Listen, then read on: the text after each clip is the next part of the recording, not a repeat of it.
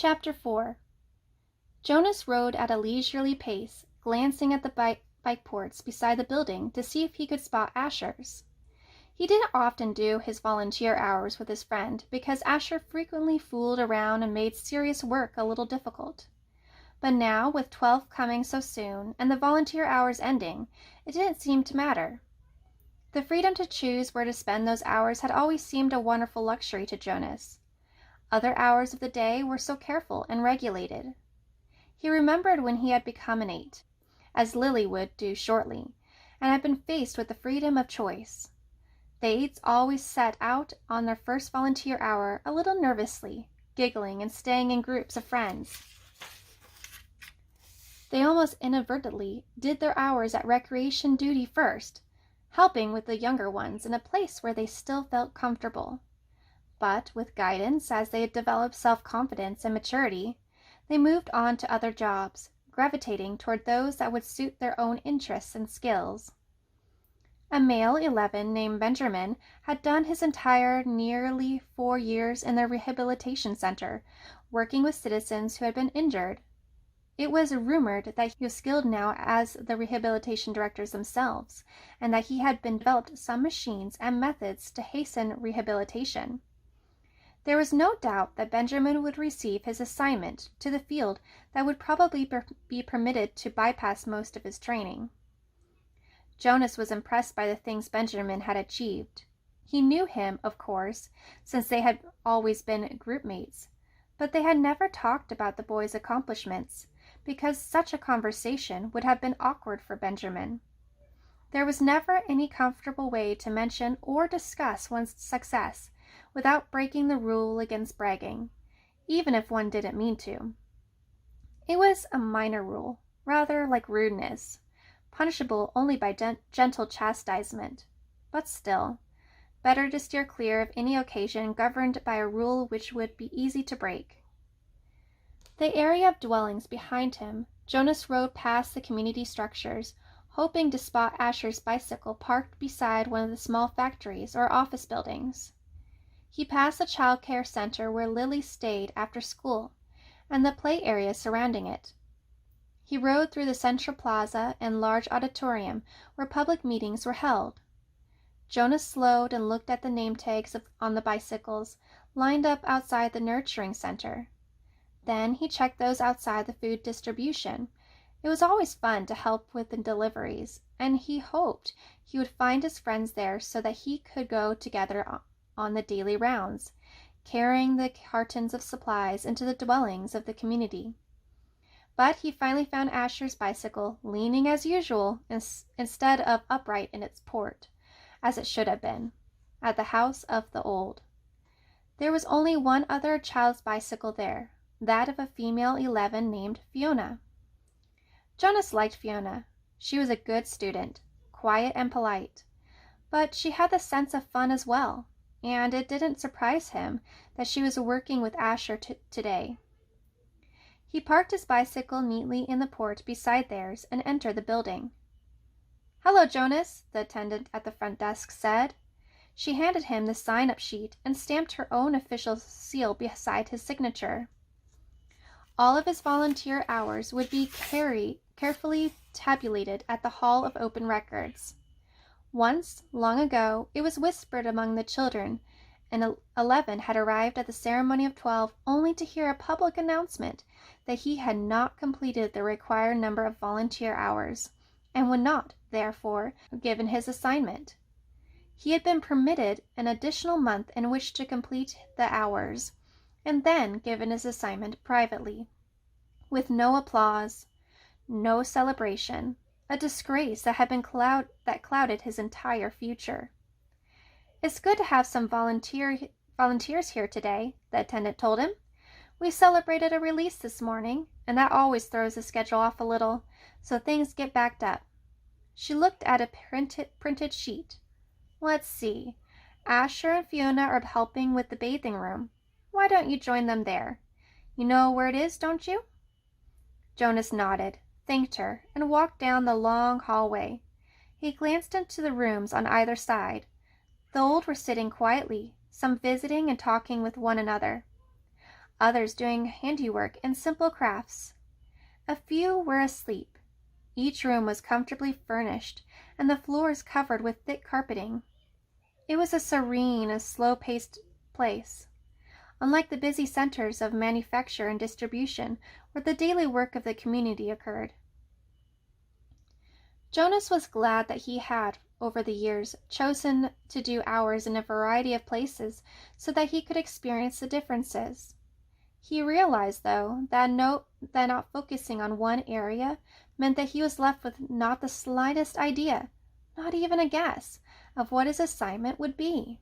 He laughed softly. "Thinking about the ceremony again, Jonas?" he teased himself. But he suspected that with the date so near, probably all of his friends were too. He passed a caretaker walking slowly with one of the old in the hall. "Hello, Jonas," the young uniformed man said, smiling pleasantly. The woman beside him, whose arm he held, was hunched over as she shuffled along in her soft slippers. She looked toward Jonas and smiled, but her dark eyes were clouded and blank. He realized she was blind. He entered the bathing room with its warm, moist air and scent of cleansing lotions. He removed his tunic, hung it carefully on the wall hook, put on the volunteer's smock that was folded on a shelf. "Hi, Jonas," Asher called from the corner where he was kneeling beside a tub. Jonas saw Fiona nearby at a different tub. She looked up and smiled at him, but she was busy, gently washing a man who lay in the warm water. Jonas greeted them and the caretaking attendants at work nearby. Then he went to the row of padded long chairs where others of the old were waiting. He had worked here before. He knew what to do. "Your turn, Larissa," he said, reading the name tag on the woman's robe. "I'll just start the water and then help you up." He pressed the button on a nearby empty tub and watched as the warm water flowed in through the many small openings on the side. The tub would be filled in a minute, and the water flow would stop automatically. He helped the woman from the chair, led her to the tub, removed her robe, and steadied her with his hand on her arm as she stepped in and lowered herself. She leaned back and sighed with pleasure, her head on the soft cushioned headrest. "Comfortable?" he asked, and she nodded, her eyes closed.